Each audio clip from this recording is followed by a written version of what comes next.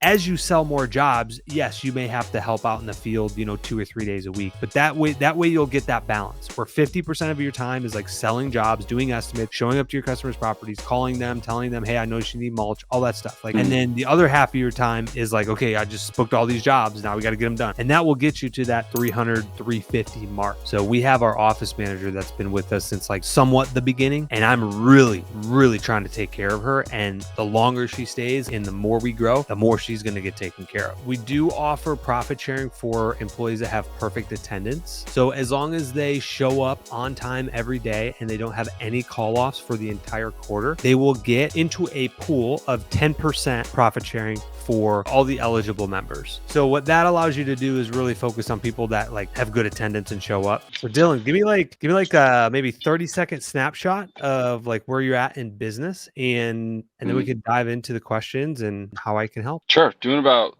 230 a year. That's just me and another guy. Where we're at right now is we're not really looking as much on growth because we want to grow internally first, which means we want to create training videos. Last bookkeeper we had was not up to par at all. So a lot of our stuff is very disorganized right now, which is extremely frustrating because I was looking to grow. So that kind of moved us back a lot, not having accurate numbers, not being able to see the full picture. But obviously looking to start another crew next year, which is why we're doing the training videos. That way I don't have to be micromanaging as much. I can kind of sit them down and have like an orientation type process. And, for someone who maybe even someone who's been doing it for 20 years, that's not how we do it. They might have came from a place that they did things a little differently, and we set different standards, and I want them to meet our standards, and I want them to know that. So not just training videos, but also having some sort of like a little test after the training videos. That way it's kind of saving me time on putting money out just to let the person go in 2 to 3 weeks, training them, doing all this stuff just to see, if they're not even going to sit there and watch the training videos and they can't even pass that. I mean, I'm not going to move forward with them.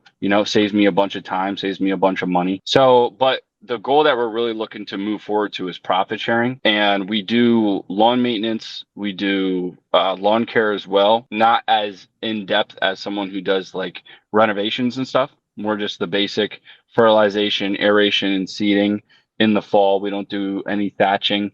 And then we primarily focus on residential. I started the landscaping company because I bought it from somebody, bought all their clients, and they had some commercial clients. So I don't really want to let them go, because they've treated us so well. They pay spectacularly on time every time. And they're just great. They don't question if you have to do extra work. They just add it right to it. It's really nice.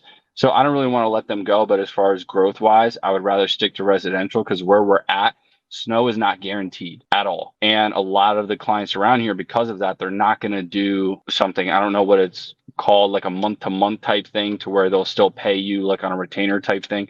They're not going to do that around here. They don't really go with that. It's really more just like, if you get snow, you do it, and then you send them the invoice. That doesn't really sit right with me, because I would still have to pay the snow insurance. I still damage the trucks. If we don't get anything, I just spent all that money for nothing.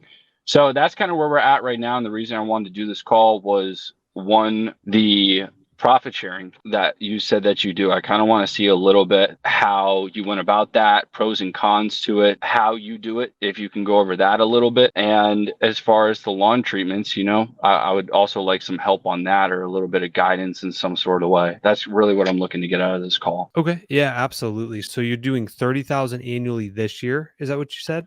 No, 230,000 this year. 230,000. Okay. So what is the goal for next year? Like, so 230,000 this year. What's your goal next year? And then how many employees did you say that you had? Just me and another guy right now. Helper. Okay. That's pretty good, man. Like you and another helper, you guys are crushing it doing 230,000. Thanks, good, brother. Yeah, we like to keep our costs very low. I've lucked out a lot of it's not just because it's like, oh, we're doing big numbers. I just keep my costs extremely low, is what I do. I'm not financing any $90,000 trucks that I'm just going to beat the. Can I curse on this? Yeah, no? that's fine. Yeah. Okay. Yeah, I'm not going to beat it out of a $90,000 truck. Is not what I'm going to do. So I buy 1990s Fords for like 7 to 10 grand. And then a lot of them don't need a lot of work, get them out in PA. So the frame isn't that bad. We rent a spot from someone who's close with my dad. He passed away, but he used to collect fire equipment. So he has this huge shop. And after he passed away, they wanted to rent it out to someone, reached out to my dad, and I got it pretty cheap per month. A lot of that has to go into why we're able to retain so much net? Okay, so for the profit sharing, so there's a couple ways you can kind of slice it up, but as long as there is profit, so we do it two different ways. So we do offer profit sharing for employees that have perfect attendance. So as long as they show up on time every day and they don't have any call offs for the entire quarter, they will get into a pool of 10% profit sharing for all the eligible members. So let's say example, next year you hire an additional person to grow to 350,000. So if you had two people and one of them was eligible, but one of them is not, what you would do is sit down at the end of the quarter, whatever your profit is, take 10% of that, and then it will get split, cut in half between the two people, right? Mm. But if one of them is eligible, he would get his full bonus if he had perfect attendance. If he has a tardy or a call off, it's half of that bonus. Okay. And then if they call off or are tardy 2 or more times, it disqualifies them from any kind of profit sharing. So what that allows you to do is really focus on people that like have good attendance and show up. I'd say that for the frontline team members is probably the best approach for like profit sharing. We do offer profit sharing for other team members in the business, like our office manager gets profit sharing and our general managers, but like you're not even there yet. So I wouldn't even be thinking about that until you get to like 500,000 plus, where you start to Okay. plug in maybe a manager where you can kind of step away from the business if that's your goal, right? Mhm. But as far as like profit sharing, yeah, perfect attendance will get them part of that. One tardy or call off will do half, and then 2 or more disqualifies. Does all that make sense, or did you No, have it does make sense 100%. So only question I have is you were saying if there's two people, so you pay each guy 10% of that pool. And then if one guy doesn't show up, then the other guy will get his 10% as well, or each guy, no matter what, only gets 10%. Okay, I'll give you an example here. Let's say there's $30,000 in for the quarter. $30,000 in profit. If we take $30,000 and then we multiply it by 0.1, it would be $3,000. So that is the total bonus. Now you would want to look at who worked the entire quarter from start to finish. If they didn't work this from start to finish, then they're not eligible for profit sharing. But Okay. if you had two employees and they worked the whole quarter and one was eligible and one was not, you would divide that by two eligible members, which means they would be eligible to receive a $1,500 bonus each. Okay. Okay.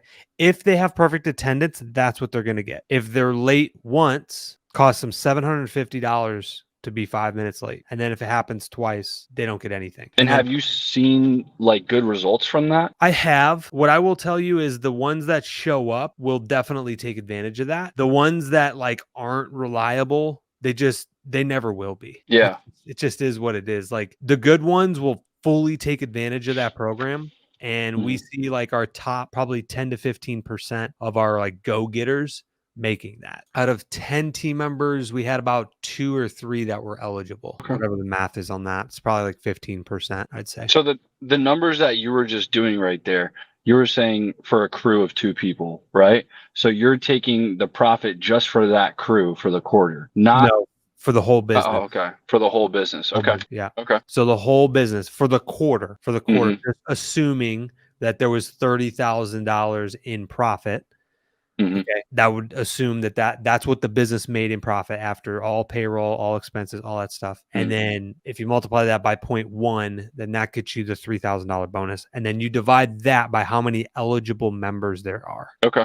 So Makes like sense. right now, if you implemented it like today, that guy would be eligible, contingent on you making 30,000 in profit for the quarter. He would be up for grabs for the 3,000. And then as you grow and scale, it's a nice little benefit to like reinforce people. And then I have had team members in the past because like literally, even if they're 1 minute late, it costs them $750. Like I don't like it. There's a line in the sand. If you're across it, you're good. If you're under it, you're not good. And I've had team members in the past that are like, isn't that kind of harsh? It's 1 minute and blah, blah, blah. And I'm like, look, I'm setting the standard number one. Otherwise, it just becomes a recommendation. This is the standard. If you're 1 minute late, it just show up to your shift before your start time and you'll be good. And this is not like this is like icing on the cake. Like you shouldn't rely on this as your income.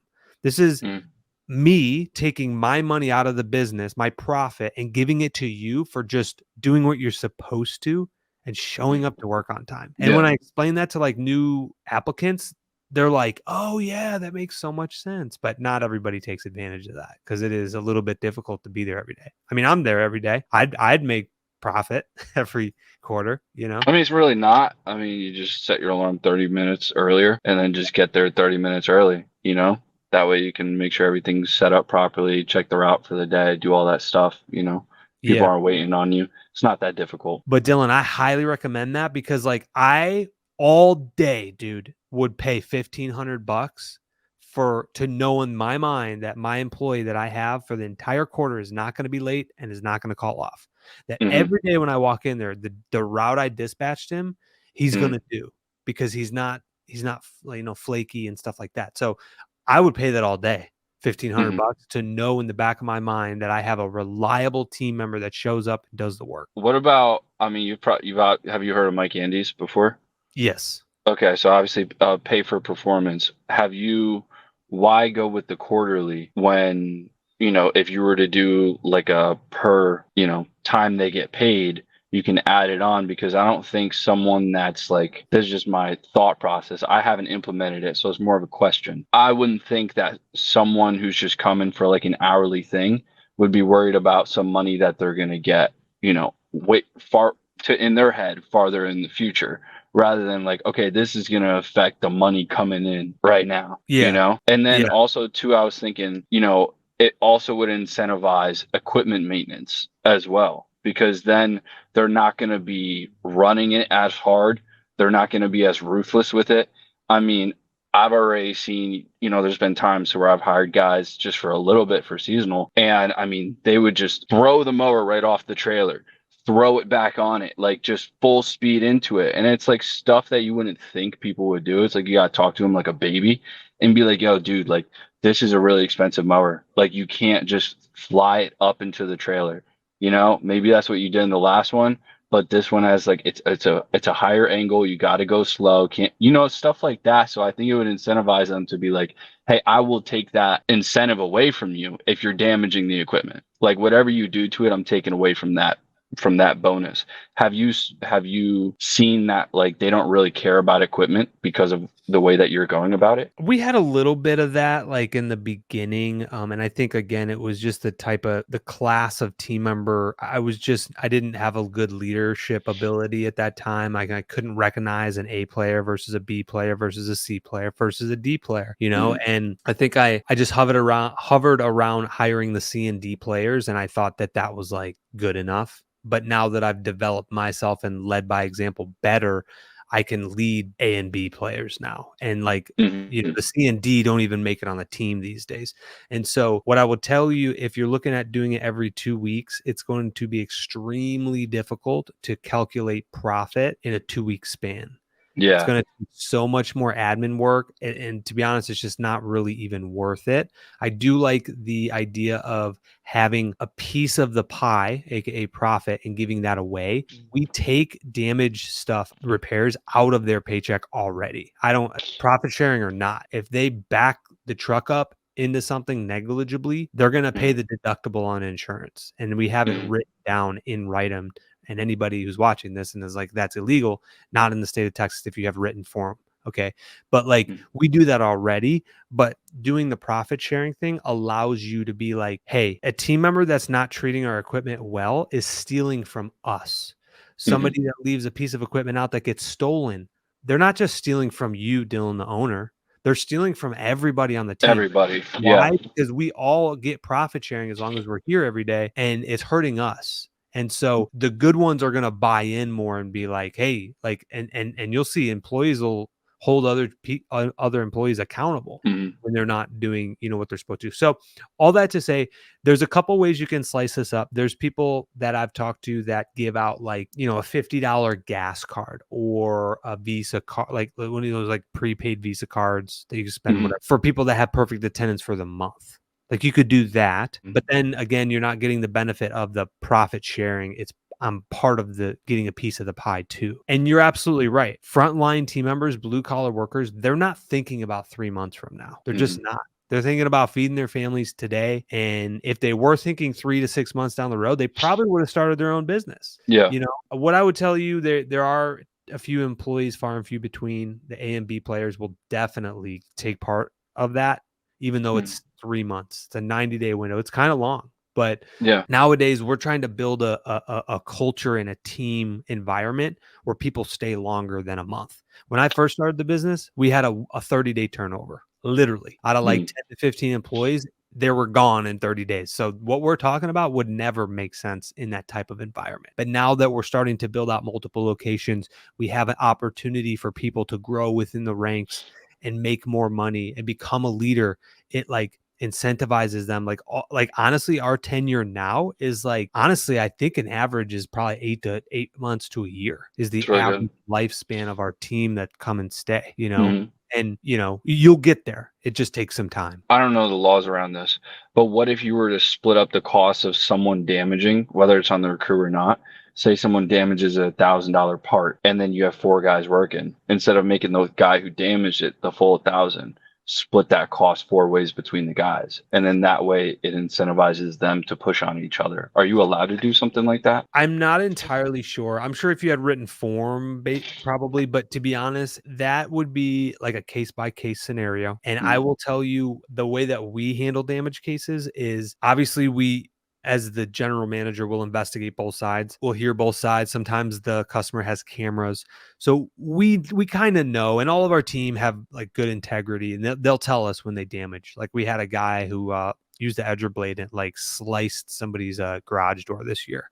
Mm. And so we hold that guy accountable, the one that did the negligible damage, the thing that could have been avoidable if it's accidental damage, or if it's negligent, if it totally could have been avoidable, Mhm. they're paying for it. And I Yeah, and for and sure.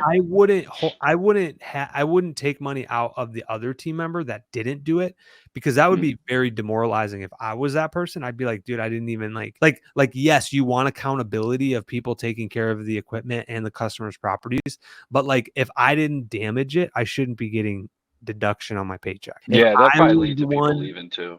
Yeah, if I was the one that ran the mower into the gate and broke the hinge on it, it's like, Mhm. okay, I'll pay for it. Like I messed up. I made the mistake. Makes sense. It made more sense in my head, but now that you're saying it, yeah, that does make more sense. Yeah, in reality. So what as because when you reach out to me, you were saying maybe it was just because of the Facebook post that they had, but it was about like fertilizer, but you do cutting as well. So it's not just fertilizer that you do. Is that right? Yeah, so we do mowing, we do weed control, and then we do bush and bed service. That's Okay. it. And then down in Texas, obviously, is that year round down in Texas? I don't know how that works down there. Pretty much. We Yeah. mow 9 months out of the year, and then we do winter services, which is just bush and bed service, and then fall cleanups, leaf cleanups, Hmm. October, November. But there's always a freeze in February. It does get a little slower in the winter, but we retain about 33% of our team in Okay. the winter. Are you franchising? So I did look into that. I actually reached out to Mike. Mike was somebody that I reached out to, and then another one was EJ. They're both franchisors down here in Mm. Texas. He owns Chorby. After further investigation of like if that's where we want to take it, that is not the route that we want to go. So we're gonna build the locations in house, corporately owned, all of them. 10 plus locations, and just do it that way, because franchising is a significant amount of work. If I'm going to do it, I want to do it right. And it would take me like years, 10 plus years to like really dial in good support for franchisees. I think through the YouTube channel, I can help a lot of people get started and get their business going. And that's kind of the route that I'm leaning towards, Mm. while also doing it myself, showing people how to build a business and an asset that can run without them one day, to where they don't have to be the one pushing the mower for the next 30 years, For sure. That's Yeah. pretty much, I mean, that's where I'm going. I more just want to stay like local. I want a couple locations. I don't think I'm really looking to do like whole, like what Mike's doing, like nationwide, you know. I think he's got some in Australia too, so he's like all over the place. But that's not really what I'm looking to do. I kind of want to just stay in this area. Like you said, a lot goes into that. It's not as easy. It's just like a dream.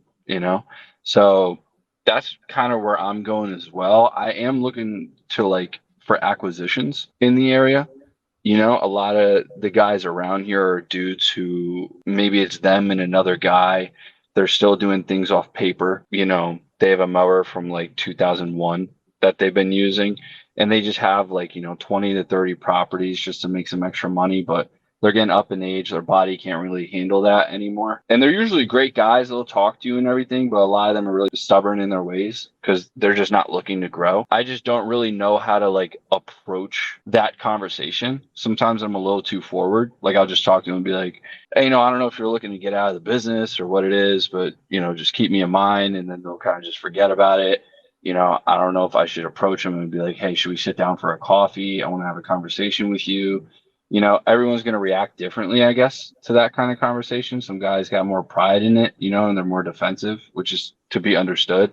And then there's other guys that are like, yes, absolutely. I want out. I've been waiting for a guy to give it over to. But the thing is with me is I'm not very financially literate. That is my downfall. It is. And I've been doing my best to do as much own studying through YouTube and books and courses to kind of learn some more about, how to read reports and stuff like that. But it's not my skill set, So Yeah. I don't know. Maybe it takes a lot of time to like learn all that stuff. I'm out in the field all day. So I'm not reading books. I'm listening to the books. But a lot of times they'll talk. They'll talk about stuff that like I want to sit down and I want to study. I want to read it. I got to take notes on it. And then I'll have to go home in a book that, should take a couple of days reading it will take me a couple weeks because I have to wait at the end of the day, pause the book, go home, study it. It's too much with where I'm at right now. And I think I'm hitting this limit to where it's getting frustrating to where I'm like, I feel like I'm doing everything, but I'm also trying to keep costs low. So I'm like, I don't want to hire someone else that can do all that stuff for me and pay them a bunch. And then it's not even just about the hiring part. It's about finding an A player, someone I can hire, someone local I can sit down with. Because like I said, the last bookkeeper I had, he just destroyed things for me. And it's taken me about a month or two to find one finally that is like exactly what I'm looking for. That's not even someone I'd be looking for like financial acquisitions, I guess, to read reports and everything. So I don't know if you got any advice on something like that. I guess I'm just venting, but Yeah. I So don't know where to go from there. yeah. So I think that's normal for where you're at, 230,000. You're the one doing all the work. You're physically, mentally drained. What I will tell you is the one thing that will unlock the next level for you, and the only thing that you're probably so spread thin right now, and you feel defeated, you feel frustrated, you're exhausted. It's towards the end of the season. You've been grinding all year. It's hard to find people. The thing that unlocks the next stage for you is sales. Selling and selling. Like if you can unlock that, and like I would ask you and challenge you if I was coach like on this coaching call, like how much of your 8-hour day or 10-hour day or 12-hour day is spent selling work? How much?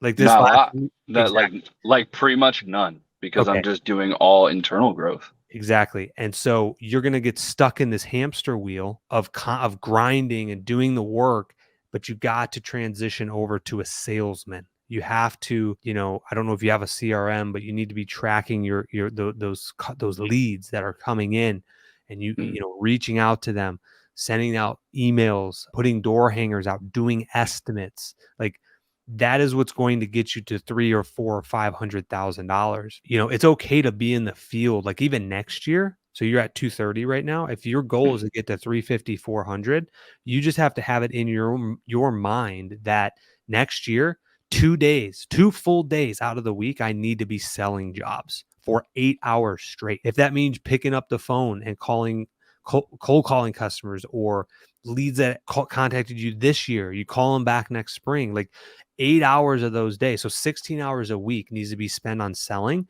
And there's a really good book. I would recommend this book. So when you're out there listening to this audible book, it's called Buy Back Your Time by Dan Martell. Have you listened to Never. it?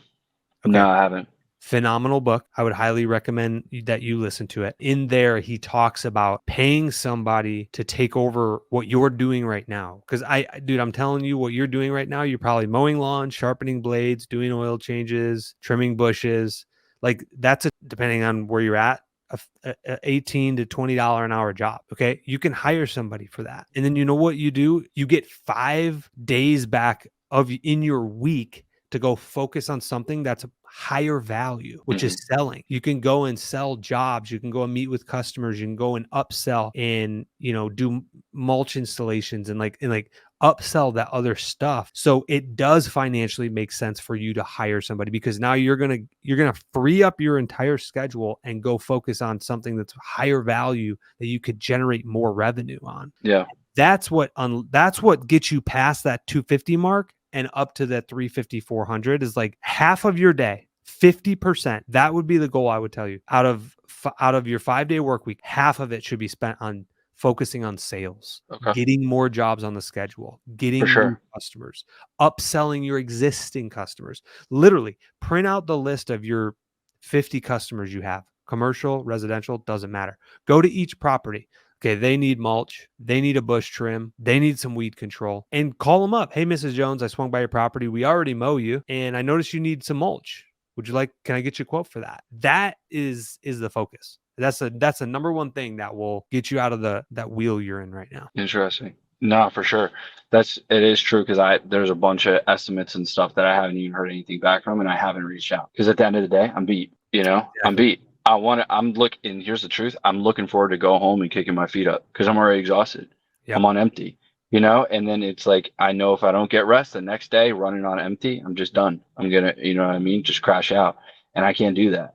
So, and then on top of it too, married now, man. I want to go home. I want time with my wife. I don't want to come home every single day and I'm like, I'm going right to sleep. And because then it's just that affects the personal life, which affects the business and all that. And so you're right, 100%. Is there a way that I can turn an employee to have an owner's mindset? And what I mean by that is, obviously profit sharing is a way, but another way is like to teach them how to do upselling, because I had an idea that I was doing in the training videos. Is each crew, say I have a crew of 2 guys, they will get a cut of the profits, say every quarter between the 2 guys. So say it's 10% each, right? Something like you're doing 10% each of what they're doing. But that means that they have to have these certain responsibilities, not just showing up on time. But I'm talking like, if I'm adding people to your route, you're getting a cut based off the profit of what your route is generating specifically, not everybody. So if you go and upsell, if you go and do mulch, if you go and do a hedge trimming, or you don't talk to the customer, but you come to me and you say, hey, Miss Mary needs hedge trimming done. Can you reach out to her? I'll reach out to her and say, hey, are you looking for any hedge trimming? Say they say yes, it's a $500 job. They get a cut of that profit at the end of the quarter. You know what I mean? And so also estimates as well.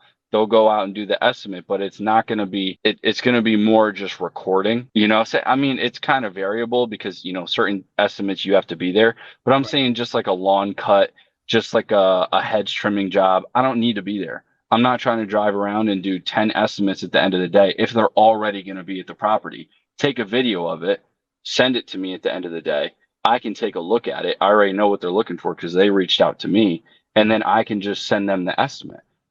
But all of that goes into adding. One is going to save me time, because now I'm not as much of like, let me drive to every single property that I have. Say I have 150. I don't have to drive to every single one, and I don't have to hound down my guys and be like, yo, does Miss Mary need hedge trimming? She reached out to me and said that it hasn't been done yet. She wants it done. And it also stops her from reaching out to her grandson who will do it for free, before it gets to that point. I can catch that before that. So I don't know if that sounds like something to where it's like, because I know there's a lot of variables, like, if you don't trust them, or, or if they're just being lazy that day, or I don't know. I mean, I was just thinking like kind of incentivizing more of that ownership mindset that they have through profit sharing. Yeah, there is some level of ownership that will come when you do give profit sharing like that. I think splitting it with the different territories might be somewhat challenging per se. We have tried to give the ability to the team members that when they are on the property to upsell the customer. Barely any of them do it. And I've sold it to them like, hey guys, if they book, you'll get, a bonus. It's so easy. It literally 2 clicks. All you got to do is be like, yep, they need mulch. And in 2 clicks, it texts the customer and says, hey, we were there for your lawn service today. We noticed you need mulch. Please respond if you would like a mulch quote. In 2 But clicks. truthfully, man, I wouldn't respond to that either. Like, I want to hear from the guy. the guy who knows who I've been talking to. Mhm. I'm not going to read an email and be like, oh, for sure. Yeah, I'm going to upsell it. No, I get 100 emails a day. I'm not reading that, Yeah. especially from a customer's perspective. I'm not as important to the customer as I think I am. That's what I believe. So I really have to like vocalize what I'm looking for, because once I pick up the phone, it's a lot harder to say no than just keep scrolling, you know? So that's why I'm saying if they send me the video, I'll call them and they'll be like, "Hey, Dylan, what up?" Rather than an email to where they're like, I don't know, because now I got them on the phone. It's a little harder to say no. Hey, Miss Mary, I just wanted to say your hedges are getting a little long. They're starting to, look a little ugly. What do you think I get you on the schedule for that? Oh, absolutely, 100%. Yeah, just, my grandson was in town, and then they talk for 20 minutes about their great grandchildren. So it's, I think that's what I'm thinking of. Like, instead of they go out and do that, like let them play their role. But then I'm the person that they're constantly like, I'm the mediator between them and the customer, but they're on the property. Yeah. So it's, you know what I mean? So now it's giving them that incentive to go out and do that stuff. But also a lot of these people, the customer, I've noticed the guy who I work with, it's just been me and him for 4 or 5 years. They've only seen me and him on their property for 4 or 5 years. That's pretty much it. I mean, every once in a while we'll have other guys, but not consistently. They know him. His name's Angel. They know him. They've talked to him. But when they come out and they see me and Angel, they completely block him out. And he's brought it up with me. He's like, I don't like that. Like, I've been here just as long as you. Why don't they talk to me? Like, I know just as much as you. You've told me all this stuff. I know their pricing. I know all that stuff because I share it with them. And they'll walk right past him. And I tell them, I'm like, dude, it's just because I talk to them. That's literally it. Because they say, who am I talking to? Dylan. So they're going to go to who they know. Right. They don't know Jose, who started 3 weeks ago. I'm not saying this in like, you need to do this. I'm saying it as more of a question of like, do you see any downsides in that? Do you see any upsides to that? Is it a good idea? Is it a bad idea? Yeah, so let me challenge your thought process on this. So if you're gonna hire, Angel seems like he's your solid guy, right? If Hmm. you're gonna hire another person, let me ask you a question. Are you going to want them, and you're gonna pay $20 an hour, let's just assume, are you gonna want them to be cranking out as much workload as possible and actually making the business money? Or are you wanting him to go a quarter of the time slower and like stop on like every other job, take a 30-second 1 minute video of like, hey, I think he needs this, and to where he's not getting as much routes done for the day, because that could play a piece of it. I don't think them sending you videos is a bad thing. You can maybe try it, but talking from experience from what I've seen in our business, I hear you on like the email thing, but we have the texting capability and we really try to personalize it. Like, hey, Dylan, we were there to mow your lawn today and we noticed that the bushes are getting long. So we offer that service. If you'd like a free quote, just let us know. Respond back with yes, please.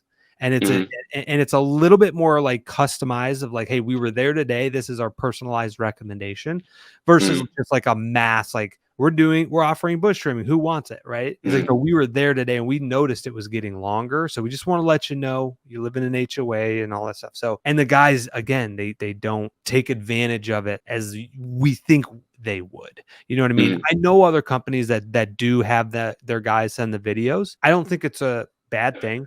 I think for me, though, if they're operations and they're focused on production, I want them like mowing all day and I want them doing as many lawns as possible to make the most amount of money if I'm going to pay them $20 an hour. Well, Instead of now doing sales where it's like now cutting into their drive time and their production time. And instead of doing 20 lawns a day, now they might be only getting like 15 or 16 done because they're trying to talk to a customer or get a sale. Like that should be your job. You should hmm. become the expert where it's like you get so good at selling that like you just crush it. Like every time you get on the phone, like, you know what I mean? It really is two different hats. You're in like, Hmm. when I sit down and I do my estimate calls of all the penny, I got to put my salesmanship hat on. It's a great day. I'm energized. You know what I mean? Versus when it's like production, I'm like, all right, let's put our head down and work hard and grind. You know what I mean? So I'm not telling you not to do it. I'm just challenging the thought. I like where you're going though. It's like you want to incentivize them on what you want. And like, what do you want is ultimately what you want to incentivize them. What I want, me personally, in the field, my guys, I want them working and making as much money as possible and getting as much routes done as possible. I don't really want them too much, trying to talk to the customer and taking 15 minutes in between and hearing about their dog and all. Like, I don't want them doing that. Like, I want them getting to the next property as fast as possible. That's why we pay them P for P. It's just whatever you want to incentivize,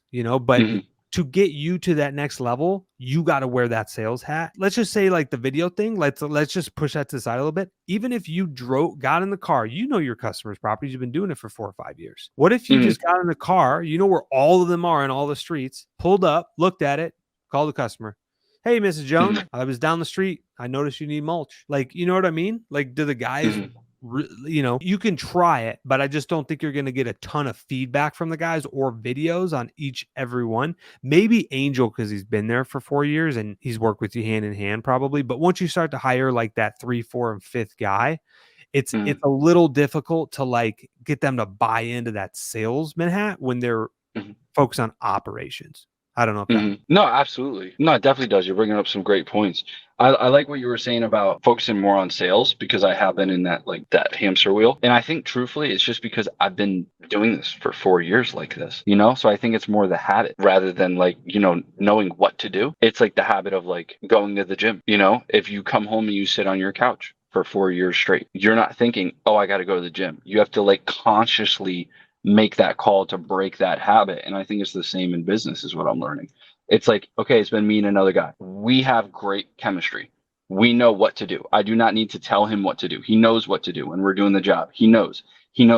I don't need to tell him anything. In fact, he's actually corrected me a lot of times on what to do. And it's just so soothing, to have that. It's great. And then it's like, I don't want to have to deal with a dude coming up and I'm like, dude, you literally just missed blowing off half the lawn. You know what I mean? Where's your head, bro? Yeah. It's just that kind of stuff. It's it's frustrating, but it's also and I'm not going to be like that. I'm not going to talk like that to them, but it's just one of those things of coming from somewhere where I don't need to say anything to now I have to work with someone who's brain dead. And it's it's not talking down to anybody, but a lot of people who you bring in for just seasonal help, they're like brain dead. And you have to be like, here's how you do this. Here's how you do this. Here's how you do this. And I think that's what kind of moved me to the training videos because it's now I have something to fall back on instead of being like, bro, how did you miss this? Now it's you watch the videos, you saw that you don't do it this way. Why did you do this? And it's rather than me just it coming back on me, it falls back on them. Oh, I watched these training videos. I should know how to do this. And I think that's kind of why I've been focusing more internally than on growth is because I was doing that for a while. And it was it's hard to keep retention because I always feel like you're mad at them because every single job that they do, you're correcting them on something. Someone who's 22 years old doesn't have the mindset of a 35-year-old. You can go up to a 35-year-old and be like, yo, dude, I've told you this 4 times. Don't do this. Don't do this again. 22-year-old are more sensitive.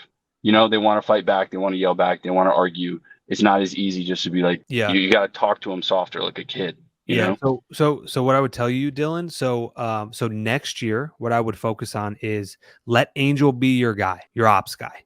Let him be the guy that trains the new people. So that way you're not dealing with that headache, right? He knows what you do. He knows what needs to be done. Let him be the one to be like, hey man, you forgot to blow the back porch off, right? Yeah. Have somebody sit in your seat, okay? Angel be the driver, and then another team member comes in and takes your spot on the mowing, and all that stuff, right?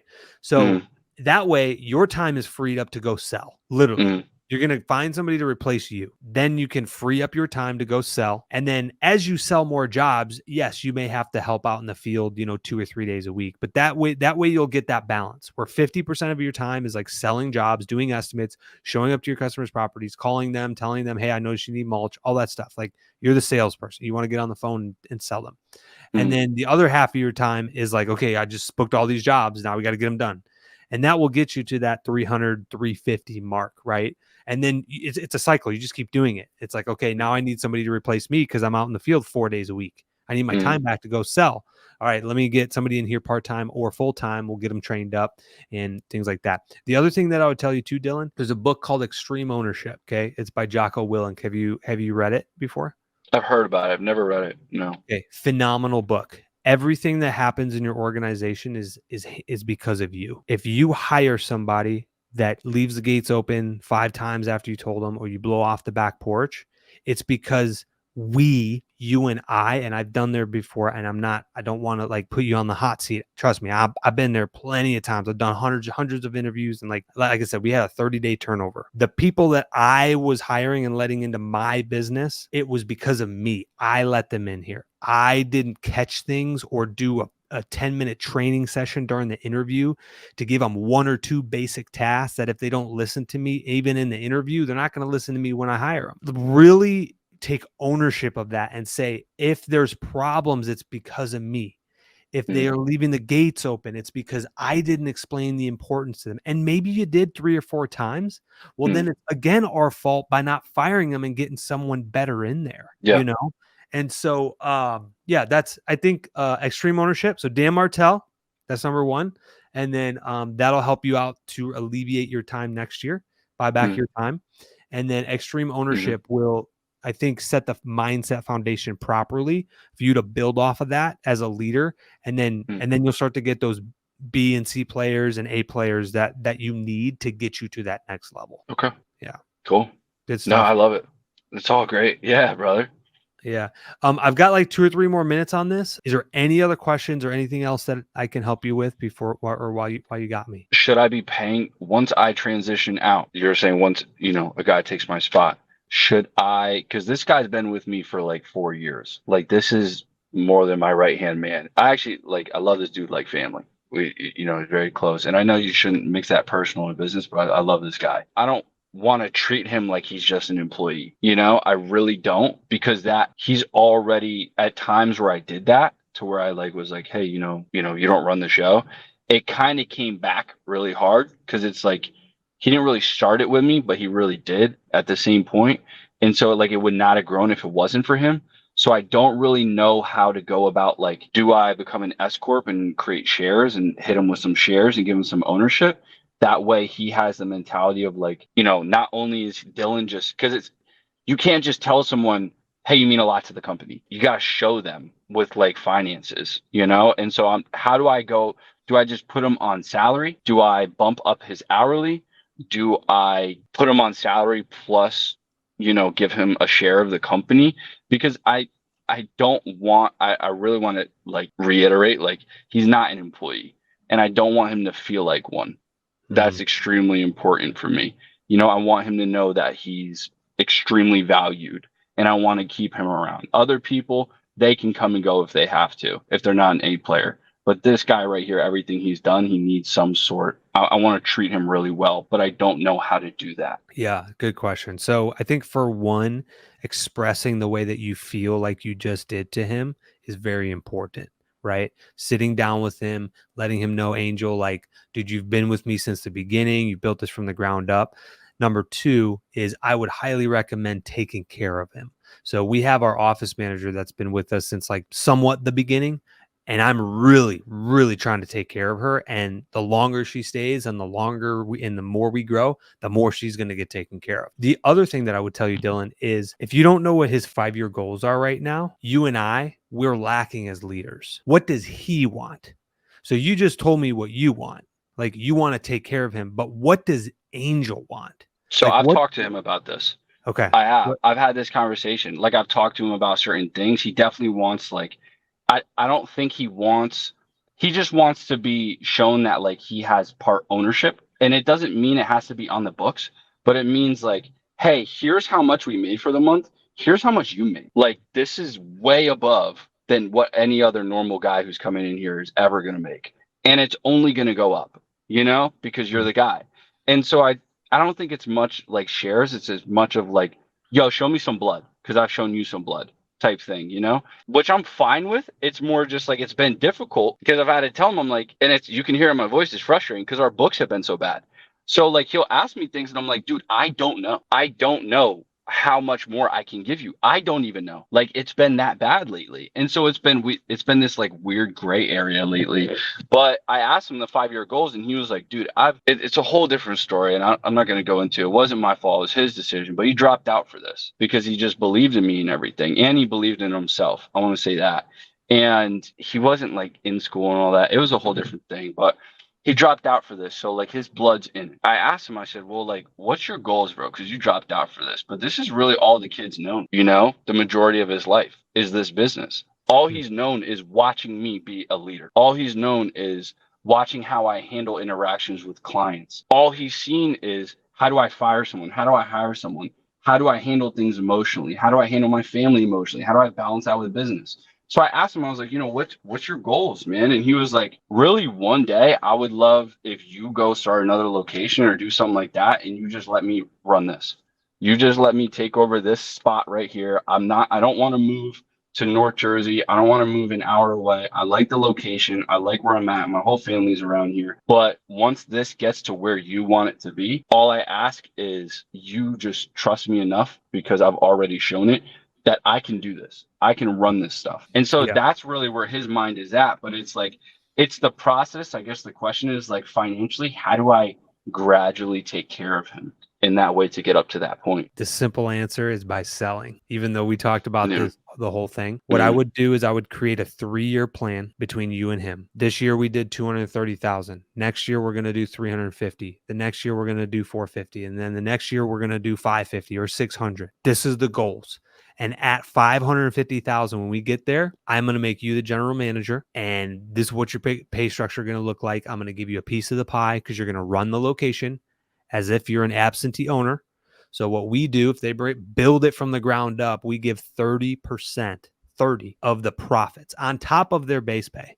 They can make 60 to 100,000 with us annually. Whatever percentage you want to give him. Maybe it's 10, maybe it's 15%. Because obviously you built it up. He didn't build it from the ground up by himself. You both did. And so, I don't think I would go as steep as 30, but maybe cut that in half. 10, 15%. Make him feel like, and that's what he wants. He wants to run the location by himself, to where you're just mentoring, coaching him while you're starting the second location, third location, but figuring out a game plan. Because if you put that down on paper and you go, 3-year goals, it now holds you accountable and it holds him accountable for the next 36 months. And what that's going to do for you, there's no other way around it but through sales, and then hiring the people to do the job. Number one is sales. You got to get that up. More than 50% of your day should be spent on sales. And as you get to 500, 400, 500, that percentage increases to like 60, 70% of the day is spent on sales. And so, just really having that at the forefront of everything else doesn't matter. The type of equipment you buy, the repairs, it doesn't matter. Just sales, right? So unlocking that, doing the 3-year goal plan, getting him on board, getting him more bought in, and showing him that there's a future here for you. And this is where we're going. And this is what I can give you when we get there. You know what I mean? Absolutely. So, Absolutely. Yeah, hopefully that helps. Hopefully that helps. Yeah, brother. I mean, no, it absolutely does. I really appreciate this time. This was extremely valuable. It was nice. What I got out of this was exactly what I was looking for. I was looking for someone from the outside perspective to be like, this is where you're at. This is what you need to do. Not even just like, hey, sometimes like I know what I need to do, but for someone from the outside who's put in that work to be like, you need to do this, but I'm telling you, this is what you need to do. That's really what I got out of this, which was amazing. Yeah. I really appreciate that, dude. Really a lot. I really do. So next year, okay, so you got buy back your time. So I would say for now, so buy back your time, and then extreme ownership. There's one last book that I'm going to recommend you, and this is when you start to like 50% of your time is spent on sales. This is the book you dive into. It's called Sell or Be Sold by Grant Cardone. Phenomenal book. The best sales book that I've ever read or listened to. I listened to an Audible. Those 3 books are foundational. I'm telling you, but I would listen to that when you're in sales mode, when you're like, hey, I need to be thinking about this. I need to be doing this. More than half of my day needs to be spent on selling.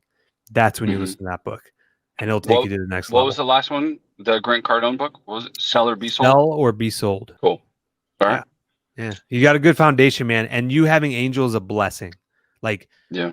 lean on him. He wants it sounds like he wants the responsibility. So use him next year. Be like, hey, Angel, you're going to be the guy that's training up the new guys, because my focus next year is selling. Yeah. My goal is to get you to 500, 600K where you can take over this and I can give you what you want. And the only way I can do that is by not sitting next to you in this truck right now, is by going out there and selling jobs and getting more jobs on the schedule. That's what's going to get us there, and just explaining that to him, and he'll get it. He'll be on board. Thanks, brother. So you got it, man. Hey, thanks for jumping on the free coaching call. And yeah, man, we'll catch up maybe in a year, 6 months, a year from now. Maybe we could jump on and do another one. And Sure. I'm excited to see where you're at. Sounds great, brother. Thank you so much. You're welcome. Have a great day. You too. Bye. Bye-bye.